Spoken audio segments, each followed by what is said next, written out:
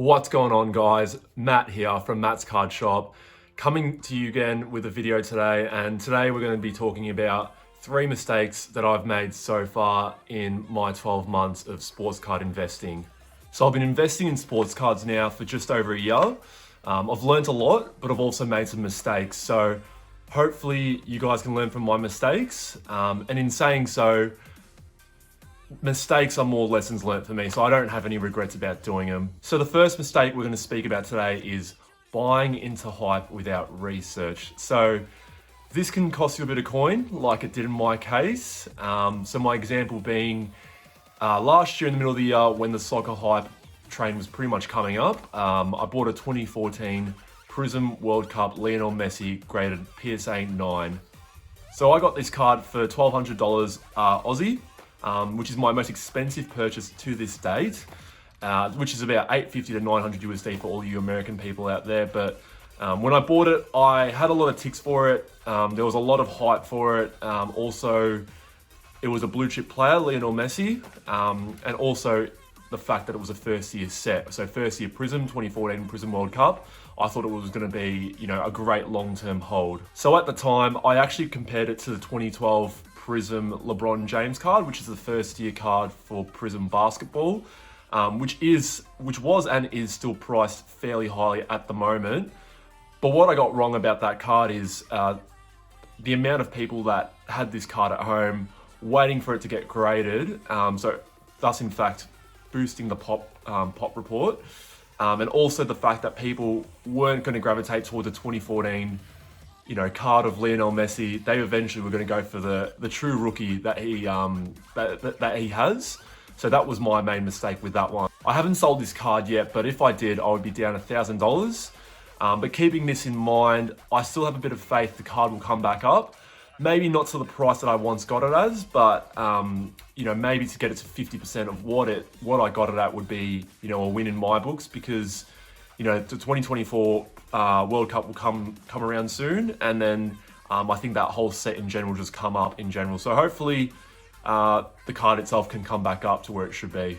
The second mistake I've made in my sports card investing journey is selling all of an investment. We've all heard those stories of people giving away their Giannis rookies because they didn't know who he was back then.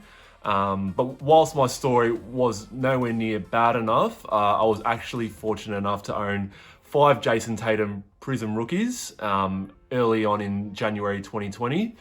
This is before kind of the Tatum hype came about. So I actually purchased them for about $10 to $15 each, which is crazy when you look at the price that it is now. If you followed the NBA during the 2020 season, you'll actually remember that Tatum had a massive scoring explosion, and they actually boosted his card prices to about $50 to $60 each. So I was super happy, making 3 to 4 times my money with that investment. So I actually sold all 5 of them at $50 each.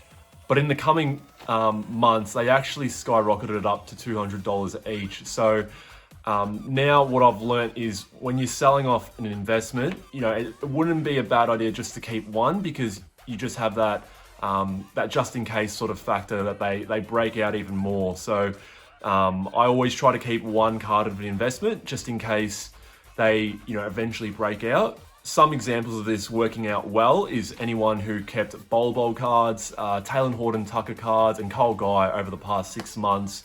It really takes only one good game, one good moment, and their prices end up tripling, quadrupling. So like I said, not a bad idea to keep some of your cards just in case you do sell some off. The third and final mistake that I'll be speaking about today is FOMO, fear of missing out. So this again goes along with my first point, where you can buy into hype without research, but with FOMO, I think it's more so related to when a player has a good game or a good moment. So my example of FOMO actually isn't too bad, but in the preseason, I was actually watching a Utah Jazz game, and I was watching Mia Oni come off the bench and actually play a great defensive sort of role on Devin Booker.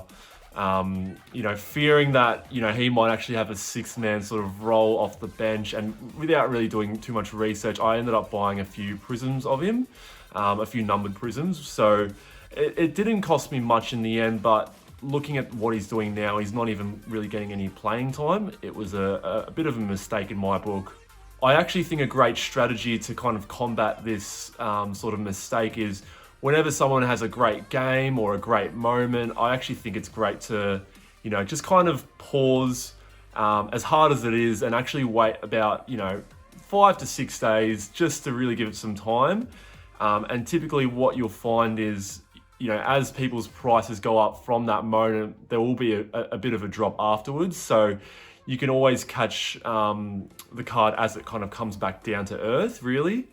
Of course, there are times where, that doesn't, that price goes up and it actually never really comes back down, but those are really so far and few between. I actually had a friend who was trying to get into sports card investing, sort of get saved by this moment or this mistake that I've learnt from. So after the Luka Doncic game winner in the playoffs, he was really keen to just get something of Luka, as he was a Dallas Mavericks fan.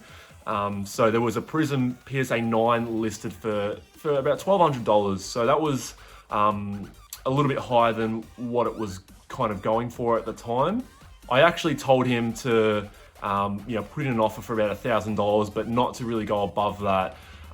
He was really antsy about it and was saying, he wanted the card more, and it was going to go up because, from that game winner on, he thought it was just really going to go up. But luckily he wasn't able to get it for the $1,200 because the seller, really wanted it for $1,200 and wouldn't take the $1,000.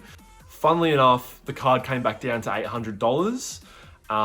So he actually didn't end up buying it at $800. We ended up finding him a nice green prism of Luka at $1,000. So, I mean, that in itself is a great sort of investment compared to the base anyway. But he basically got a more short printed card for $200 less than what he could have paid for the base at that point. That's all we've got for today, guys. I hope you enjoyed that video and I hope it was informative for you guys. Let me know down below, what some of the mistakes you made whilst you've been throughout this whole sports card investing journey. And as always, like and subscribe, and take care.